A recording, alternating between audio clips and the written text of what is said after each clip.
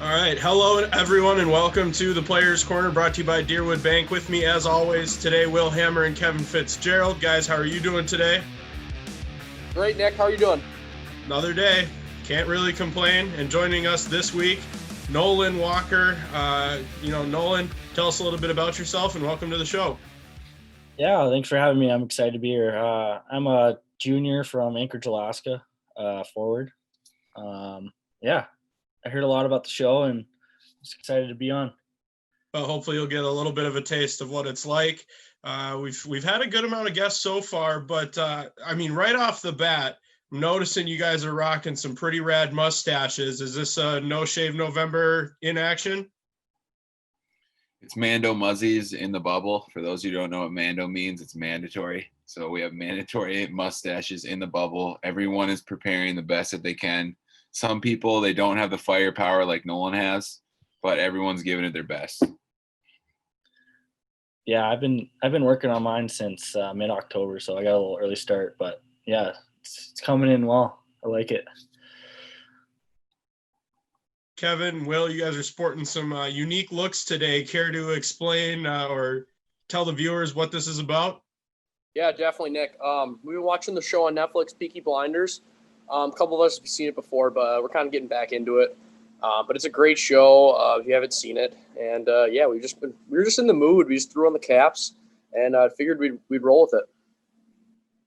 Now, like, you guys have, I know it's more than just you two at the house. Like, how far have your other roommates taken it? Do they also have hats too, or is it just you and Will?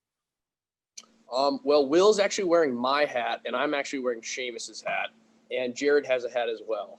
So, there's a couple of us with some hats, and we're big into it. We've got the mustaches. A couple of guys on the show rock the mustache, but this is just from this morning. I just shaved all my sides and just kind of left this morning. So it's nothing I've been working on for too long. All right, I got to know who on the team's got the most work to do. Andy. Tyler, he's got a very interesting beard. Like if he doesn't shave for about a month, you wouldn't. Well, I'll get there.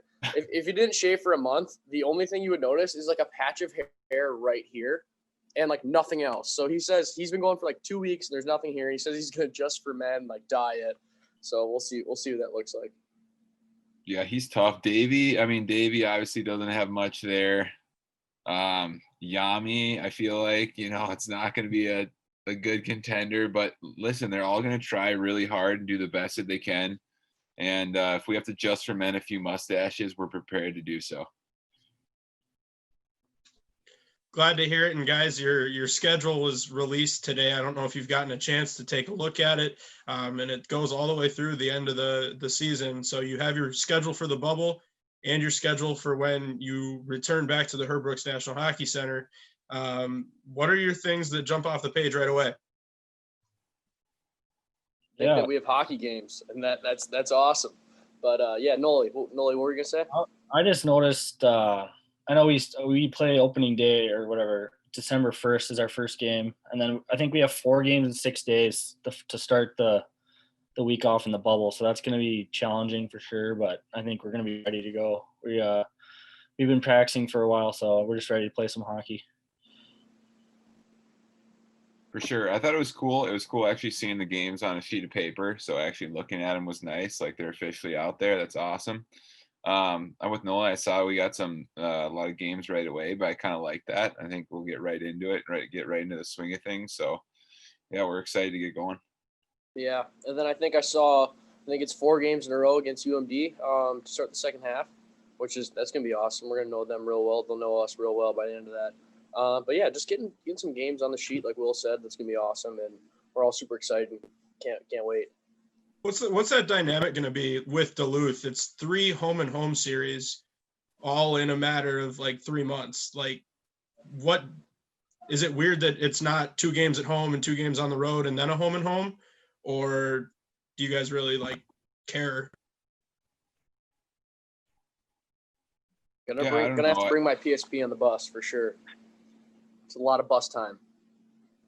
Yeah, no, it is what it is for sure. And I don't know if I prefer it anyway, but yeah, it's more than we're used to playing them that many times in 3 months, but I think we all have done something like that in juniors before, if not more games against the same opponent. So not that we're not used to as much in college hockey, but we've been exposed to it through our junior careers. So yeah, so it'll be good. And if you haven't seen last episode, we talked about it last week. Juniors, the whole hockey world, it's a small world. Got to throw that plug in there right there. But the other thing that jumped out to me was 2 3-game series with Miami. I got the first hat tilt of the day, so that's exciting. So with Miami, it's a Thursday, a Saturday, and a Sunday series. What's that going to be like playing 3 games in a series twice in the spring? Well, it's going to be unique for sure. I think we've played Miami in a couple 3-game series in the playoffs, I think, before. But, yeah, it's going to be unique for sure, playing 3 games in a weekend. Just going to have to make sure we're fresh. We got our legs, good conditioning. And, I think, like we said, we're all really excited for it. Playing Miami, yeah, such a small world. I feel like we play them all the time. So, yeah, what do you think, Noli? Yeah, I heard we're busing there, so that's going to be a long road trip. But, yeah, it should be awesome to get on the road with the guys for the second half of the year. And that Friday between our games is going to be big for us. I think we'll have 3 games in 4 days, I think you said. So, but I think the guys will be up for the challenge for sure. Yeah, we've touched on it a little bit before. Like, I think we have a lot of good pieces, a lot of good players on the team, and especially in the bubble, we'll have a lot of games, back to back or in a small amount of days. So I can see a lot of players, going out there and putting some time in. So I'm excited to see everybody out there, and everybody should get their opportunity. So yeah, it'll be exciting. Well, just as much as you guys, I'm looking forward to that December 1st start date as you guys kick off your season. I'll be back in St. Cloud watching intently because I'm so happy to have college hockey back, just like you guys. And just a reminder, the Players Corner is brought to you by Deerwood Bank. Deerwood Bank has been helping Minnesotans with all their banking needs since 1910, with 13 locations throughout Minnesota, including 2 locations in the St. Cloud area. Deerwood Bank is proud to partner with Husky Athletics. Deerwood Bank, member FDIC. Guys, as we hop into the meat of today's episode, I've been waiting for it for a while, and hopefully Kevin and Will, you guys can figure out where I'm going with this. But Nolan, you mentioned at the top of the show, you're from Anchorage, Alaska.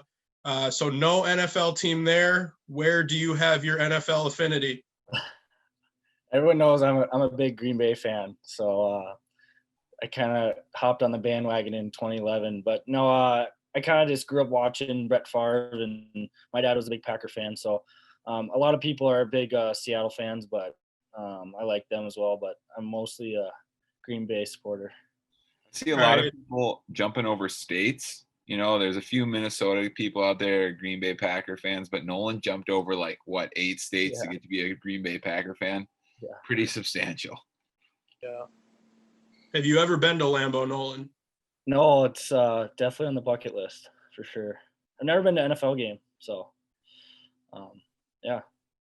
Hopefully you can get to one in the near future. But the 3 of us, we are looking forward to Monday night, and we'll probably have a lot more to talk about it next week. Bears, Vikings, primetime Kirk, can he come through? Kevin, Will, Nolan, what do you think about the Vikings' kind of late resurgence and the Bears' lack of production as of late going into this weekend? Yeah, there's nothing to argue there, Nick. Lack of production, that's the way you put it is good. I feel like the Bears are getting shut out, then in garbage time, putting up a couple touchdowns. But, yeah, that's kind of the trend. But that all stops this weekend. I got the Bears by 2 touchdowns. I think it. This guy to my left here thinks it. I think that Foles is going to come out slinging the ball around the field. We're going to make Kirk beat us, which he can't do. And Bears by 2 touchdowns, maybe 3. Wow. That was a hot take, but an entertaining one, Kevin. Nice take right there. Thank you. Delvin Cook's been hot, so we're hoping that Delvin Cook can stay hot because I'm with Kev. I don't know that I think that Kirk can do it, but hopefully Delvin can do it for us. I'm all aboard the Delvin train, but at the same time, it's hard to tank for Trevor right now. But the more we win, the more our draft goes down in the first round. So it's kind of well. Would I mind losing? I don't know, not terribly, but just for the sake of the bet, I'm going Vikings By 3. By 3. Okay, all right. Yeah, I got to give it to you, though, Will. Dalvin Cook is probably the second best running back in football, David Montgomery being the first. He just has no offensive line in front of him. I'm just kidding. I can't even say this face. But, yeah, the Bears' line is tremendously awful as of late. Noli, where do you lie here? I've heard Noli say some things to me in confidence before, but I want him to publicly endorse the Bears here. I don't know. I think it's going to be a low-scoring affair. I think the key to the Vikings is going to be Dalvin Cook. Obviously, the past 2 weeks he's been the MVP of the NFL so far. I don't know. We'll have to see if Trubisky comes in. Is he healthy, Fitzy? He's working, as Brendan Bushy would say, he's working with a bum wing right now. But I don't know. I haven't talked to Matt Nagy yet. We'll see what his injury status is for this weekend. I think the Bears might pull through here. It's going to be a low-scoring tight game, but I think the Bears might take this one. Bad boy Noli. I think it's interesting. I think we're all on the same page that Dalvin Cook has the potential to win the game for the Vikings, but bold take by Will to say the Vikings are going to win by 3. That's a lot of trust to put in Dan Bailey in the Minnesota kicker history that we've seen the last, 15, 20 years. Bold take, but you know what? It's my take. Could I give my Bears MVP through 9 games? Sure, Kev. Cairo Santos, the kicker. He's been electric. He's like 5'7", and he boots the ball. He's awesome. It's crazy that a kicker has been a bright spot for the Bears, given their recent history with the double doink and all of that turmoil that has caused me personally. But Cairo Santos has been a wizard out there so far. The double doink. We were just watching, speaking of the double doink, we watched a clip and it was a quad doink. It was 4 doinks. The quad doink. Quad doink. It happened. I don't know what game it was. I think it was college football. Yeah, it was. But it hit the goalpost 4 times, and the last one was the one on the bottom, and it fell out, and he didn't make it. So I want to say it was like James Madison University. I could be like completely wrong, but it was one of those. It was college football for sure. Yeah, I think that was a couple weekends ago, but yeah, definitely weird. And I guess I'm not too sad that the Bears have had their fair share of kicking woes, just like the Vikings. But it'll be interesting to see what happens and if the Vikings and primetime Kurt can come out of Chicago with a win. Now, Nolan, I got to ask, how confident are you in the Packers to win the North, and how far can they go in the playoffs?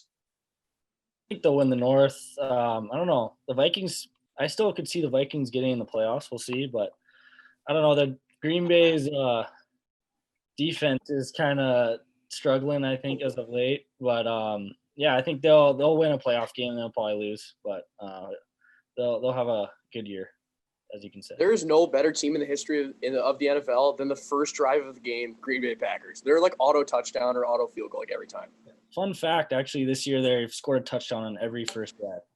Yeah, crazy. Noli, the stats. Look at that. wow. That a kid. That boy Noli. Yeah. Did you guys the Liberty Virginia Tech game? So Liberty came into the game ranked 25th, and Virginia Tech, okay football school, and they were tied, and Liberty went to go for the game-winning field goal.